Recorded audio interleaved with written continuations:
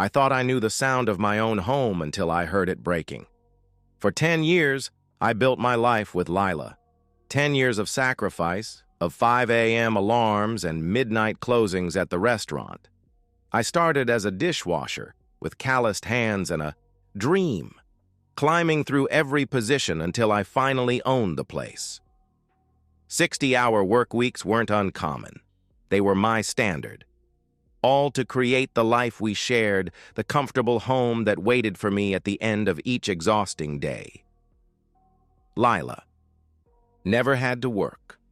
She stayed home, decorated our house, joined book clubs, took yoga classes. When friends asked what she did, she'd laugh and say, "I'm professionally adored." She would tell them with a smile, and I'd smile because it was true. I adored her. I built everything around her happiness. That Tuesday night, I was supposed to be meeting with a new supplier across town. The meeting ended early, a stroke of timing that would change everything. I remember pulling into our driveway and noticing the unfamiliar car parked there. Black sedan, tinted windows. Something in my stomach tightened. Our home sat quiet from the outside, but as soon as I opened the front door, I heard it. Laughter from upstairs.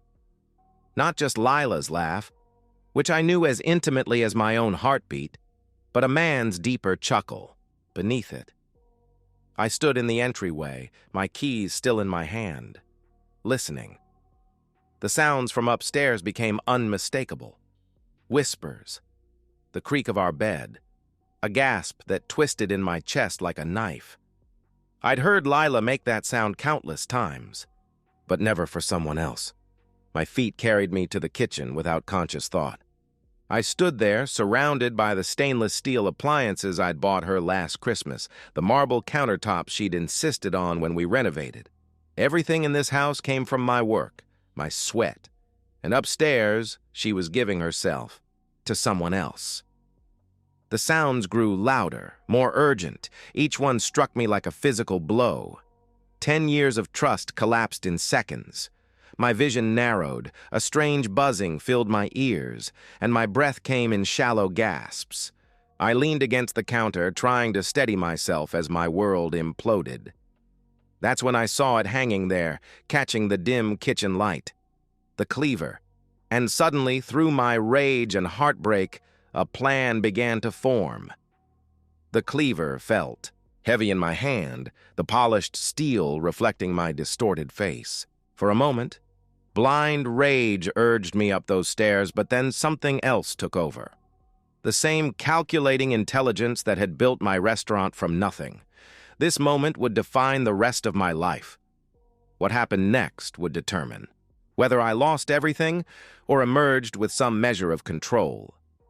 The businessman in me, the part that negotiated leases, managed inventory, and handled difficult suppliers, stepped forward. I set the cleaver on the counter and pulled out my phone. The voices upstairs continued, oblivious to my presence. Lila laughed again, that intimate laugh that used to be mine alone. I opened the recording app and pressed start, capturing the unmistakable sounds of their betrayal. But audio wouldn't be enough. I needed more. I needed to see their faces when they realized they'd been caught.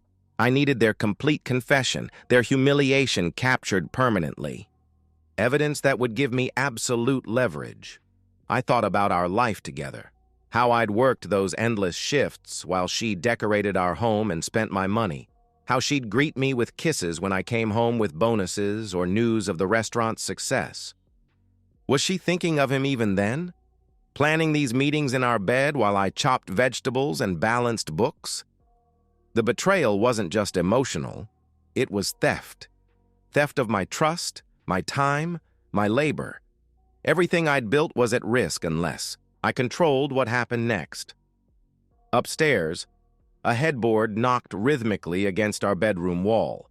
I fought the urge to vomit and focused instead on strategy. Divorce proceedings, asset protection, reputation destruction. My mind clicked through. The possibilities! I took the cleaver from the counter again, testing its weight. Not as a weapon of violence, that would only land me in jail, but as a prop in the theater of fear. I was about to create. I needed them compliant, terrified, willing to do anything I demanded. Their fear would be my leverage. Their compliance would give me everything I needed. I rehearsed my approach, the sudden entrance, the raised cleaver, the phone positioned to record everything. I practiced my expression in the reflection of the microwave door, not wild with rage, but cold with controlled fury. This wasn't about emotional release. This was about surgical extraction of what I needed. Upstairs, I heard them shifting positions, murmuring to each other. I checked my phone's battery, 83%, more than enough. I slipped it into my breast pocket, camera lens peeking out, and started the video recording. I took several deep breaths, steadying my racing heart. The cleaver gleamed in the kitchen light as I gripped it firmly. This was my house, my life, my future at stake. I took one last deep breath, cleaver gleaming in my grip, phone recording in my pocket, and started toward the stairs. They were about to star in their own destruction. Kicked our bedroom door open with calculated force. The wood splintered around the lock, and the door crashed against the wall with a sound like a gunshot. Lila screamed, clutching sheets to her naked body.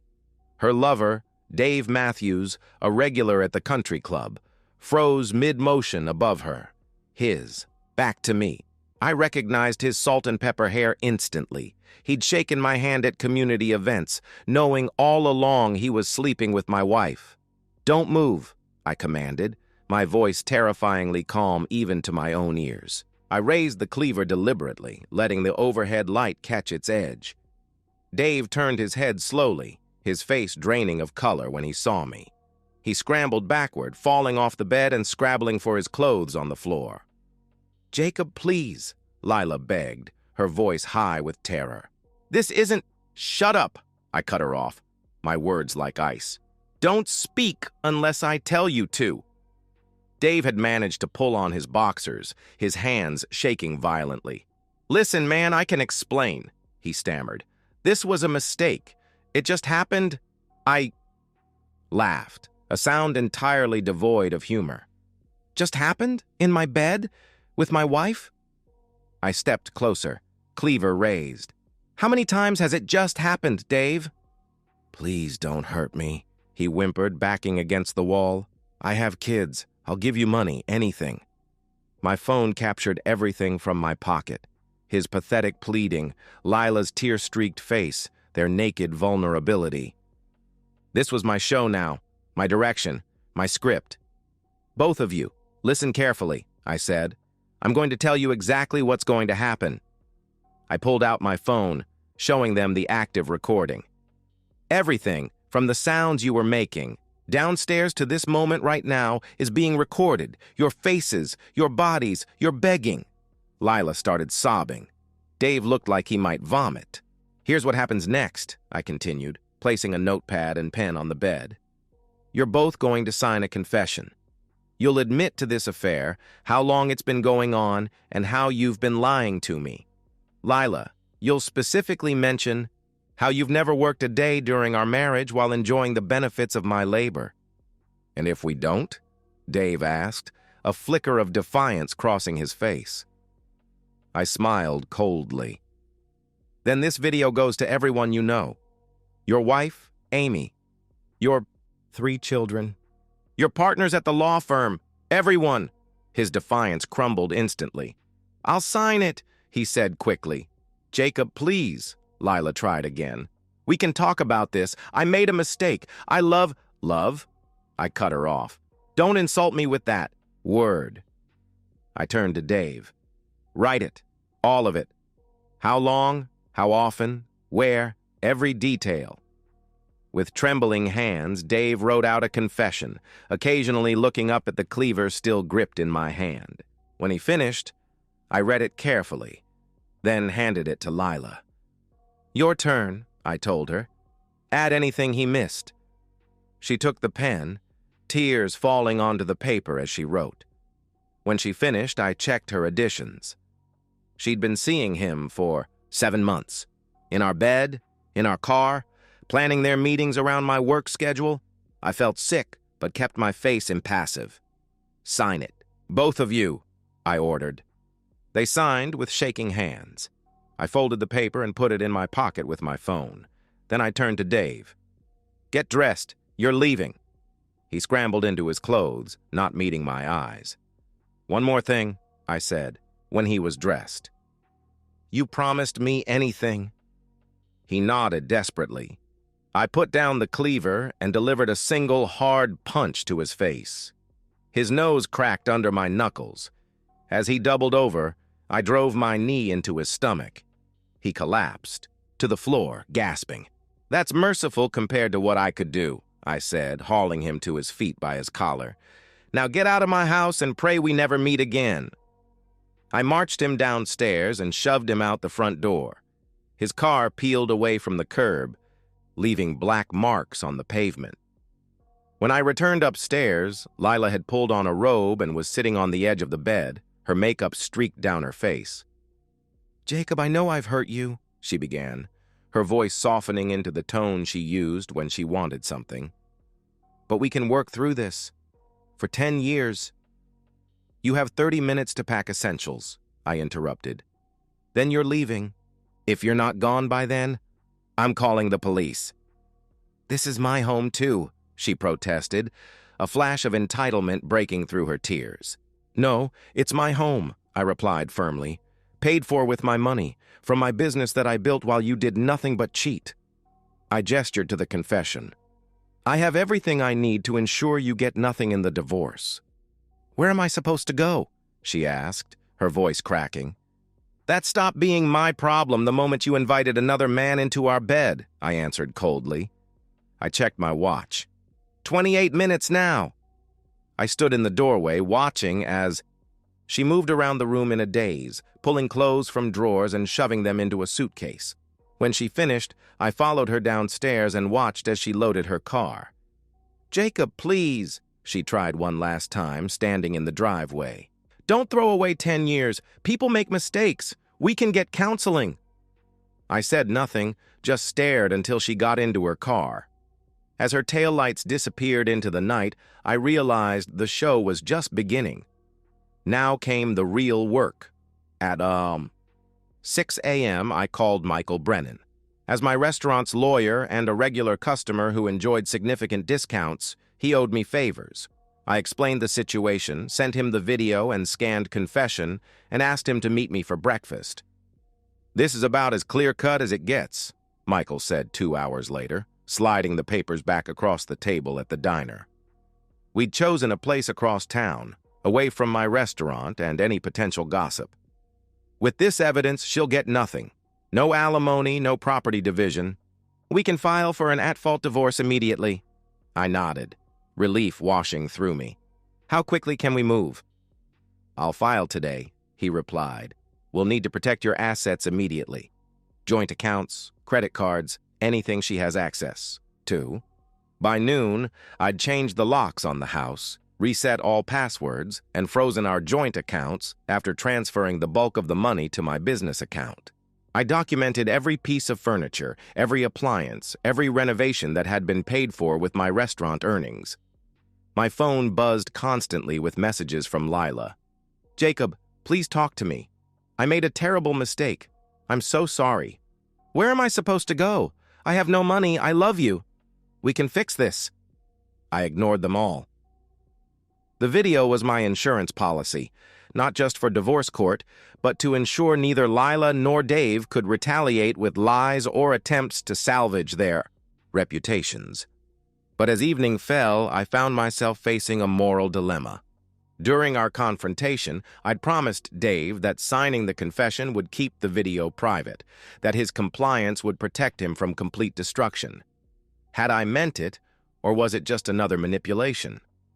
I sat at my kitchen table, laptop open, researching Dave Matthews. LinkedIn showed he was a senior partner at a respected local law firm. Facebook revealed his picture-perfect family. Wife of 20 years, 3 teenage children, church membership, Little League coaching. His entire life was built on his reputation as a family man and community leader. I prepared 2 envelopes. In the first, I placed a USB drive containing the video and a copy of the confession, addressed to the managing partners at his law firm. In the second, the same contents addressed to his wife. For 3 days, these packages sat on my kitchen counter like loaded weapons while I wrestled with my conscience. My business reputation was built on being a man of my word. Suppliers trusted my handshakes. Employees knew my promises were gold.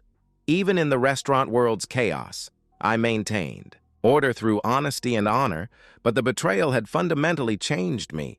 The man who had built that reputation died the moment he heard another man's laughter in his bedroom.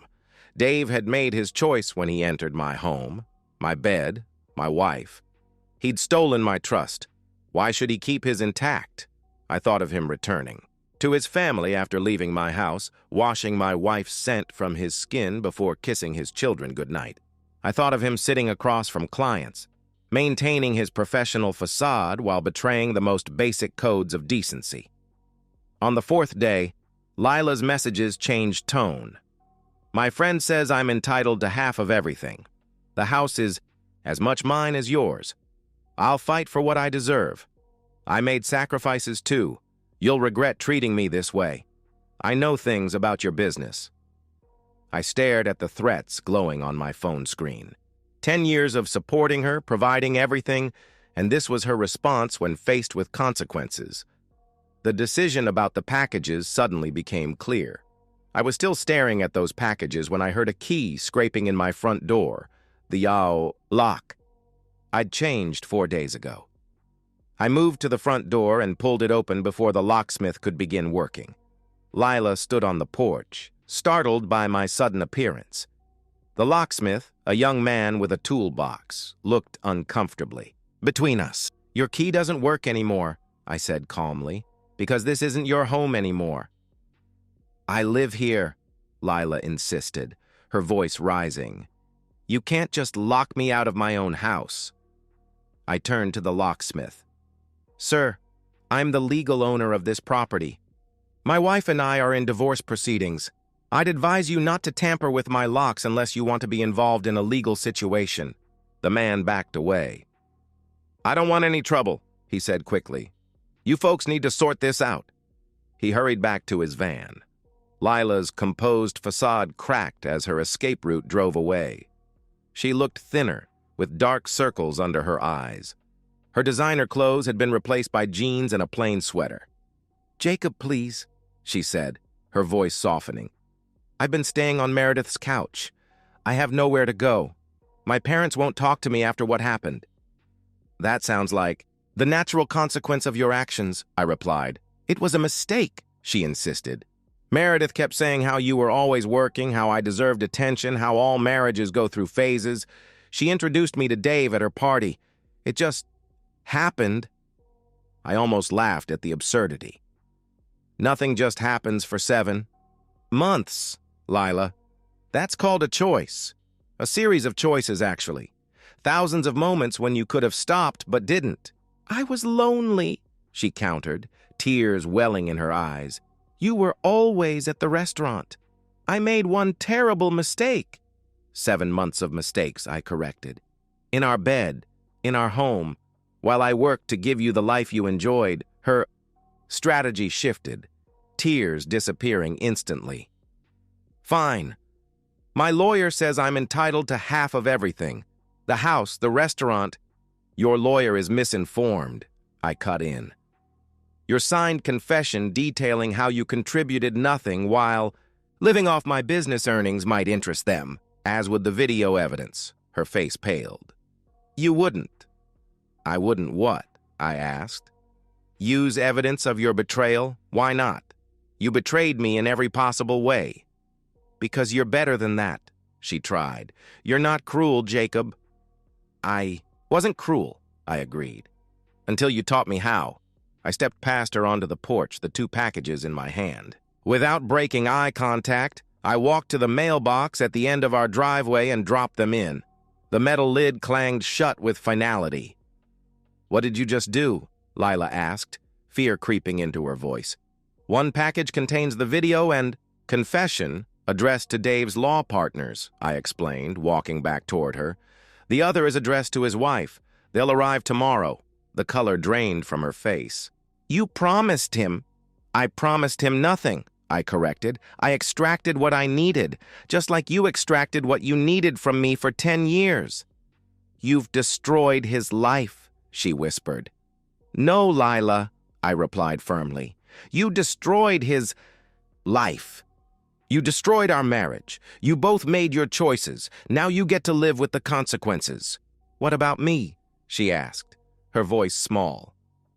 "The divorce papers have been filed," I answered. "Your confession ensures it will be swift and entirely in my favor. You'll leave with exactly what you brought to our marriage." "Nothing." She stood there, speechless, as the full weight of her situation crashed down on her. No home, no money, no lover, no reputation. "Goodbye, Lila," I said, stepping back into my house, my sanctuary. I closed the door and heard her collapse into sobs on the porch. I waited by the window until she finally pulled herself together and walked away down the street, shoulders hunched in defeat. In the kitchen, the cleaver hung in its designated place on the magnetic strip. I ran my finger along its edge, feeling its potential, but knowing it had already served its purpose perfectly. Not as a weapon of violence, but as a catalyst for justice. I'd learned that calculated fear accomplishes more than blind rage, and the deepest cuts come from precision, not emotional outbursts. In the end, I hadn't needed to swing the blade to cut away what was poisoning my life. 6 months later, I stand in my kitchen preparing dinner for myself. The house feels different now, cleaner somehow, as if Lila's betrayal had been a toxin gradually seeping into the walls that has finally been flushed away. The divorce was finalized in record time. My lawyer called it the cleanest case he'd ever handled. My savings remain untouched, the house is solely in my name, and the restaurant continues to thrive. I've even opened a second location across town. I occasionally see Lila working at the discount store near the highway. I heard through mutual friends that she tried applying for better jobs, but in our small community, word travels fast. The whispers follow her everywhere. No one will hire the woman who betrayed her hard-working husband while living off his labor. Dave. Matthews disappeared entirely. His law firm asked for his resignation the day after my package arrived. His wife filed for divorce immediately. I heard he moved to Arizona, starting over with nothing but the clothes he packed in his car.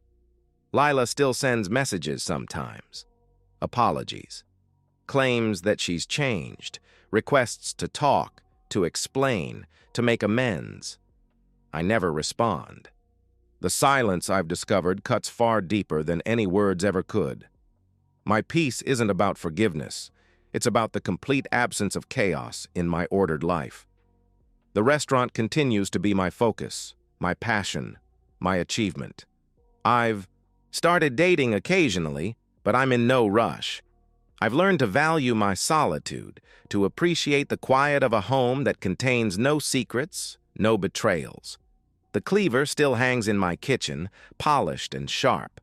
I use it daily, preparing ingredients. It reminds me that sometimes the most effective weapon is the one you never actually have to use. True justice, I've learned, isn't about forgiveness or second chances. It's about ensuring the guilty face the complete and permanent consequences of their choices. Some people deserve mercy. Others deserve exactly what they earn. And that's the end of today's story. If you enjoyed it, please give this video a thumbs up and drop a comment below. Your support helps the algorithm push my content further. If you're new to the channel, don't forget to hit that subscribe button. It really helps me keep creating more stories for you. Thanks for watching, and I'll see you in the next one.